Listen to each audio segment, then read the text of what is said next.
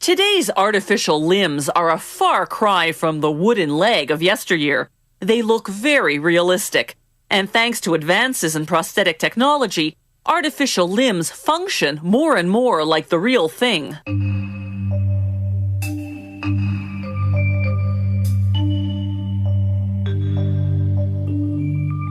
They start by measuring the amputee's stump, what doctors call the residual limb. First, they measure the circumference at different points. Then the diameter at different points. They protect and lubricate the residual limb by coating it in petroleum jelly. Then they immerse it in algin, a gelatin-like substance that comes from algae.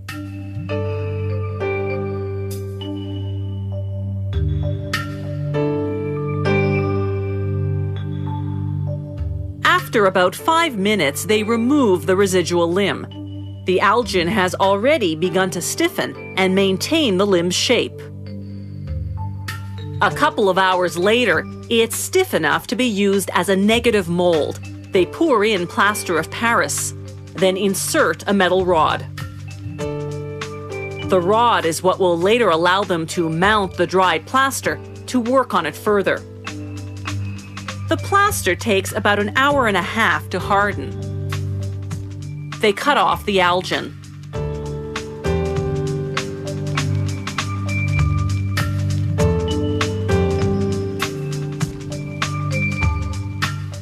Then, using sandpaper and files, they refine and smooth the surface. This plaster copy of the residual limb will now be used as a positive mold to cast the artificial limb.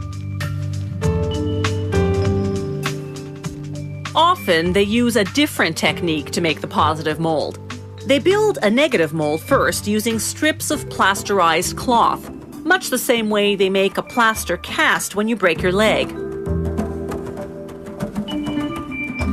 Then a scanner takes a detailed three-dimensional reading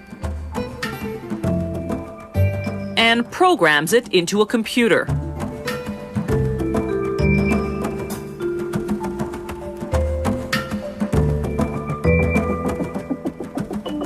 A technician then makes any necessary modifications. They put a plaster block on a cutting machine.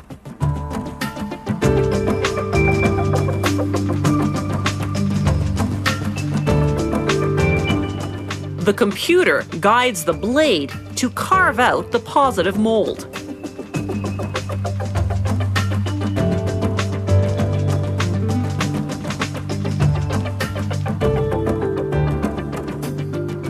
With either technique, once the positive mold is ready, they can make the artificial limb. The process they use is called lamination. First, they cover the mold in fabric socks. Some made of nylon, others of a material that contains fiberglass. They layer 6 to 10 socks in all, depending on how rigid they want the artificial limb to be. Then they coat the socks with a liquid resin made of either polyester or acrylic. Here they're using acrylic tinted to look like Caucasian skin. It's important to ensure the surface is evenly soaked. It's a meticulous process that takes about an hour. The acrylic solidifies in about an hour. Polyester takes about 12 hours. They then break the plaster mold inside, leaving a durable plastic shell called a socket. That will be the basis of the artificial limb.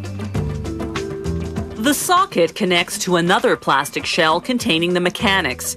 Or, like this artificial leg, the mechanism can be modular and covered in just a skin-colored foam. If the muscle at the site of the amputation still emits a good electrical signal when contracted, the patient can get a myoelectric prosthesis. It has an electrode that captures and amplifies the signal, triggering the artificial hand to open and close.